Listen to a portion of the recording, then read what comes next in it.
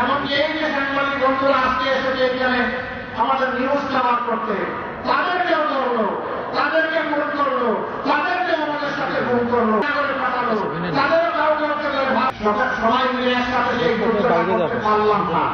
তারপরে ইতিহাস আপনাদের দেশে যাবেন, কেউ করতে পারবেন। দেশকে ভালোবাসে, যে জনগণকে ভালোবাসে সে কখনো পালায় না।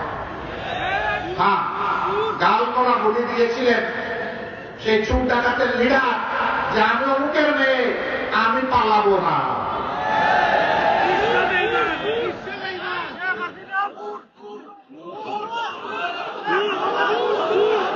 এই যে সব যুবকরা বলতেছে আমাদের বুট সে শুরু করেছিল, করতে হবে। প্রত্যেকটা অন্যায়ের অপরাধের বিচার করতে হবে।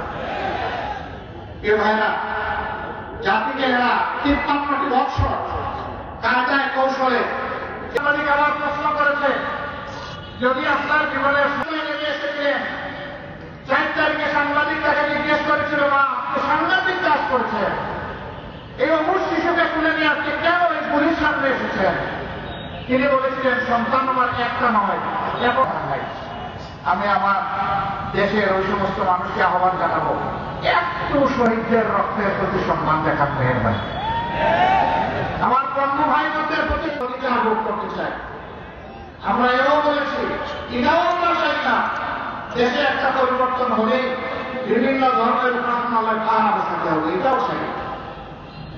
এমন একটি সামাজিক নিরাপত্তা বলয় আমরা গড়ে তুলতে চাই যেখানে মন্দির, মসজিদ, পেট্রোল, চার্চ, মঠ কিছুই পাহারা দেওয়ার প্রয়োজন হবে না। মানুষের বিবেক সব কিছুকে পার। সম্মানিত পুজো শুকিয়ে একখানা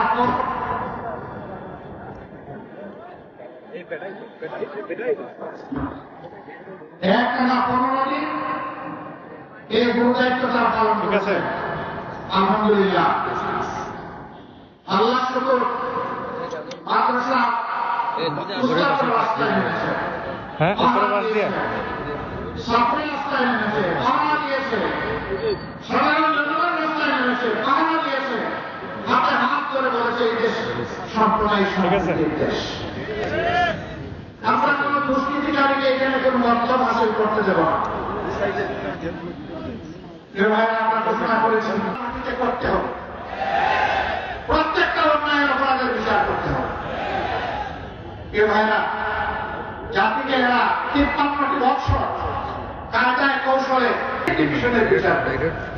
তিনি এতটাই দলবাস ছিলেন যে লাশ লজ্জার মাতাকে তিনি ওখানে বসে রাজনৈতিক ভূমিকা বিচারকের চেয়ারে বসে। আল্লাহ তাআলা ন্যায় বিচারক, আসল বিচারটা হবে আসরের দিন, কিন্তু দুনিয়ায় আল্লাহ কিছু করেন, নাইলে দুনিয়ার ভারসাম্য রক্ষা হবে না। আপনি কোথায় আছেন? সম্ভবত দিতে পারেন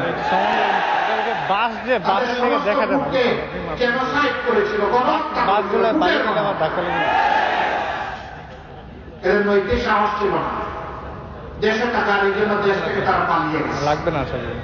আর পালাতে গিয়ে কারো কারো অবস্থা এমন হয়েছে জাতিকে জানতে দেওয়া হলো না, লোকচুরি করা হলো। রাতের অন্ধকারে বিদ্যুতের আলো কেড়ে নিয়ে অন্ধকার করে খুনিদেরকে পালিয়ে যাওয়ার সুবিধা করে দেওয়া হলো। একটা বিশেষ দেশের প্লেন সেদিন কেমিদা লোগো বদলিয়েছে, বাহিনীটা ধ্বংস হলো। ক্ষমতায় যাওয়ার সিঁড়ি হিসেবে তাদেরকে ব্যবহার করে চক্রান্ত করে তাদেরকে ধ্বংস করে দিল। আমাদের গর্বিত এই বাহিনীর নাম বদলে এখন বিজিবি রাখা হয়েছে পিলখানায়। 25 এবং 26 ফেব্রুয়ারি ক্ষমতায় আসলো 10 জানুয়ারি। 2টা মাসও যেতে না যেতে খুনের রাজত্ব তারা কায়েম করা শুরু করে দিল। সেনাবাহিনীর মনোবল ভেঙে দিল। বিডিআরকে ধ্বংস করে সেই বাহিনীর 17,500 সদস্যকে চাকরিচ্যুত করল, 8,500কে জেলে নিল। একটি জঘন্য সরকারের হাত ধরে পিছনের দরজায় বোঝাপড়া করে নির্বাচনী ইঞ্জিনিয়ারিং করে তারা 2008 সালের 29 ডিসেম্বর যে নির্বাচন হয়েছিল সেই নির্বাচনে তারা জয়লাভ করেছিল। তার জানান দিয়েছিল ক্ষমতায় আসার আগে 2 বছর আগে 2006 সালের 28 অক্টোবর স্পষ্ট দিবালোকে লগিবন্টার তাণ্ডব চালিয়ে আদম সন্তানদেরকে নির্মমভাবে হত্যা করে তাদের লাশের উপর দাঁড়িয়ে যখন নর্তন কুর্দন করেছিল, তখন তারা জাতিকে জানিয়ে দিয়েছিল যে আমরা ক্ষমতায় আসলে এই খুনের রাজনীতি করব। আমরা সেদিন আমাদের বুকের কান্না বাংলাদেশের জনগণের কাছে হয়তো